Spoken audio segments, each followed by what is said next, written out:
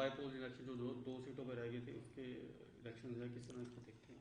आखिरकार election commission of India ने जम्मू कश्मीर में राज्यसभा के भी और बाई इलेक्शन जो थे, दो असम्बली कॉन्स्टिट्यूंसीज, एक बडगाम और एक नगरोटा के चुनाव का ऐलान कर दिया।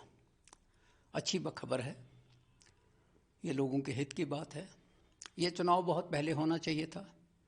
पता नहीं इसका जवाब क्या है उनके पास कि उन्होंने इसको डिले क्यों किया, क्या कारण है।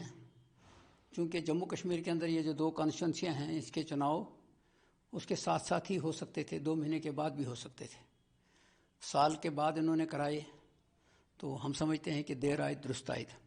राज्यसभा का चुनाव कराने में कोई दिक्कत नहीं थी। पार्लियामेंट के भी चुनाव जब हुए और असम्बली के भी चुनाव हुए, फिर उसके बाद करा देना चाहिए था, लेकिन नहीं कराए। अब कराए हैं तो हम आम आदमी खुश है कि उनको कम से कम नुमाइंदगी होगी। यहाँ जम्मू कश्मीर की नुमाइंदगी राज्यसभा में बढ़ जाएगी और जम्मू कश्मीर की असम्बली के जो नगरोटा के लोग हैं वो भी खुश होंगे, वो भी वोट करेंगे और बडगाम के लोग भी वोट करेंगे, जिनको इससे नुकसान हो रहा था क्योंकि चुनाव नहीं हो रहे थे।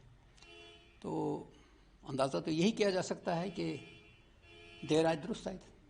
दोनों सीटों पे इलेक्शन लड़ेगी एनसी? बिल्कुल लड़ेगी। राज्यसभा की भी सारी सीटों पर लड़ेंगे। नेशनल कॉन्फ्रेंस एक पॉलिटिकल पार्टी है और कॉर्डर बेस्ड पार्टी है। हम हर वक्त इस मामले में तैयार हैं। तो एनसी और कांग्रेस के बीच में कहीं लीडरशिप जो है वो हाईकमांड जो है वो वक्त पे बात करेगी। अभी तो चूँकि अनाउंस हुआ है, इसका प्रोसेस शुरू हो जाएगा। इस मामले में मैं कुछ नहीं कह सकता हूँ, क्योंकि वो फारूक साहब ही कह सकते हैं बात।